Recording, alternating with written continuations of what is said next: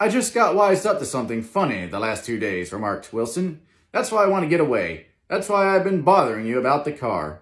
What do I owe you? $1.20. The relentless beating heat was beginning to confuse me, and I had a bad moment there before I realized that so far his suspicions hadn't alighted on Tom. He had discovered that Myrtle had some sort of life apart from him in another world, and the shock had made him physically sick. I stared at him and then at Tom, who had made a parallel discovery less than an hour before, and it occurred to me that there was no difference between men and intelligence or race so profound as the difference between the sick and the well. Wilson was so sick that he looked guilty, unforgivably guilty, as if he had just got some poor girl with child.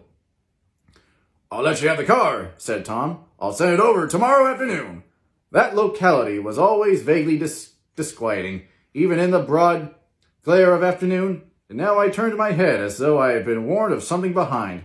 Over the ash heaps, the giant eyes of Dr. T.J. Eckelberg kept their vigil, but I perceived, after a moment, that the other eyes were regarding us with peculiar intensity from less than 20 feet away.